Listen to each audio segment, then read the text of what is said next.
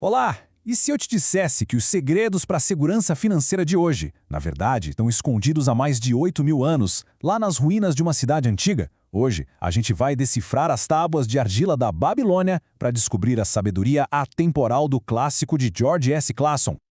Essa frustração registrada milênios atrás soa familiar, não é mesmo? Aquela coisa de trabalhar duro, ver a riqueza por toda parte, mas sentir que a própria bolsa continua sempre vazia. É exatamente aqui que a nossa jornada pela Babilônia começa.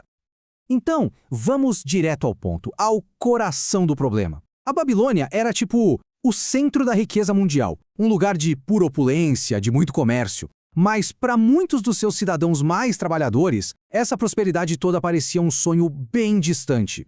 E aí está o paradoxo que atormentava o Bansir e o Kobe. Eles eram mestres no que faziam. Eles construíam a riqueza da cidade, mas a riqueza deles mesmos, essa escapava por entre os dedos. E essa contradição toda forçou eles a admitir uma verdade bem desconfortável. Só trabalhar mais e mais não era a resposta.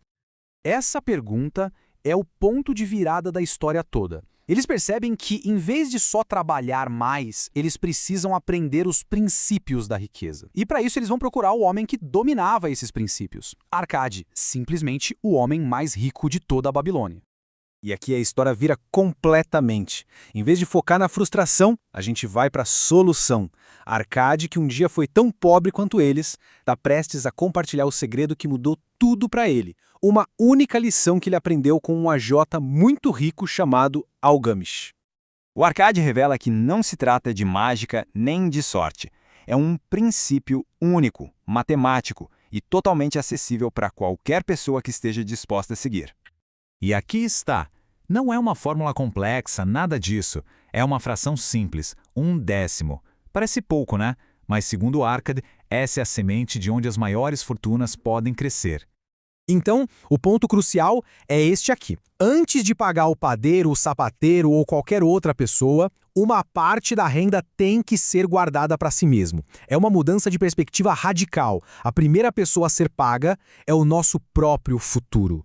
Em termos modernos, a gente chama isso de pague-se primeiro. Olha, não é o que sobra depois de gastar, tá? É o que se separa antes de gastar.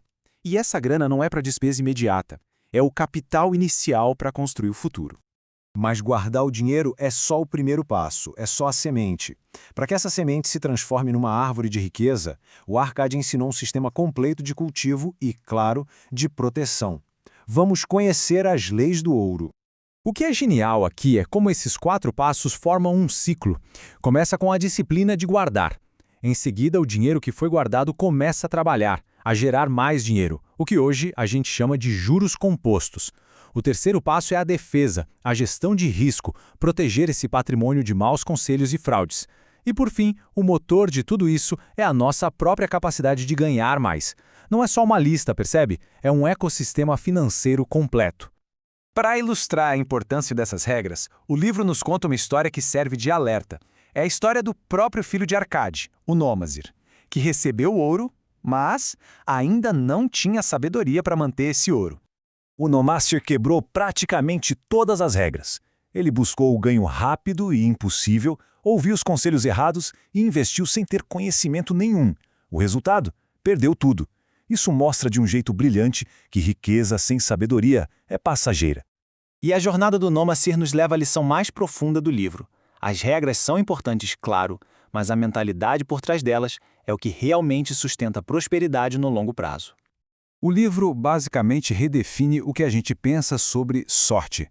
Não é algo que simplesmente acontece com a gente. A sorte, segundo a sabedoria da Babilônia, é um encontro da preparação com a oportunidade. É um evento ativo que exige que a gente esteja pronto, não um acaso passivo. Essa frase resume tudo. A procrastinação, o deixar para depois, é o túmulo das oportunidades. A boa sorte para os babilônios não bate na porta de quem fica esperando. Ela segue quem está em movimento. E talvez essa seja a ideia mais libertadora de todas. As circunstâncias podem ser bem difíceis, como foram para o Dabazir, que foi de escravo endividado a um comerciante super respeitado. A chave não foi a ausência de obstáculos, mas sim a determinação inabalável de superá-los. E essa linha do tempo mostra o poder impressionante dessas ideias. Não estamos falando de uma modinha financeira que passa rápido. Os princípios de guardar, de investir com sabedoria, de melhorar as próprias habilidades, eles não foram inventados ontem. Eles são a base da prosperidade, testada e comprovada por milênios de história humana. E assim, a sabedoria da Babilônia nos deixa com uma pergunta poderosa. E não uma pergunta sobre finanças, é uma pergunta sobre ação. Os princípios são simples, testados pelo tempo e universais.